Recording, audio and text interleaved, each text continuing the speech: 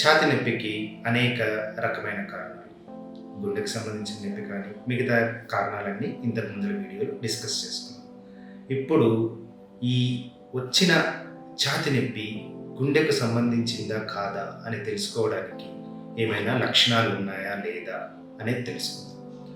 గుండెకు సంబంధించిన నొప్పి అయితే ఛాతీ మధ్య భాగంలో కానీ దవడ దగ్గర కానీ ఈ దవడ కింద నుంచి నాభి వరకు ఎక్కడైనా కానీ నొప్పి వస్తే అది గుండెకు సంబంధించిన నొప్పి అయ్యేదానికి అవకాశం ఉంటుంది.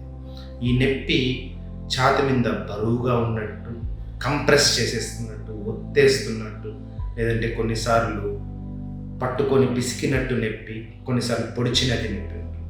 ఛాతీకి సంబంధించిన నొప్పి మినిమం 5 నిమిషాల కంటే ఎక్కువ ఉంటుంది, 20-25 నిమిషాలకి ఎక్కువ అయిపోతుంది. దీనితో పాటు అత్యధికమైన చెమట పట్టడం, లేకపోతే ఆయాసం ఉండడం, లేకపోతే వాంతి వచ్చినట్టు ఉండడం, కొంతమంది పేషెంట్లకు మోషన్ వచ్చినట్టు ఉండడం, ఈ సిమ్టమ్స్ అన్నీ కలిసి ఉంటాయి.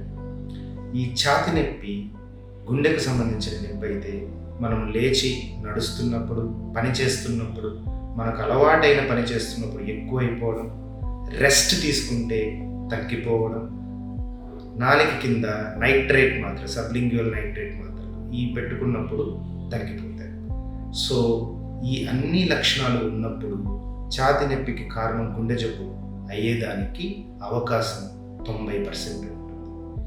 ఈ లక్షణాలన్నిటిలో కొన్ని లక్షణాలు ఉన్నప్పుడు ఈ వచ్చిన ఛాతీ నొప్పి గుండె జబ్బు ప్రమాదం వల్ల అయ్యేదానికి అవకాశం 60-70% ఉంది. సో అందుకే ఈ ఛాతీ నొప్పి లక్షణాలు ఏ విధంగా ఉన్నాయి అనేది చాలా చాలా ఇంపార్టెంట్. Thank you.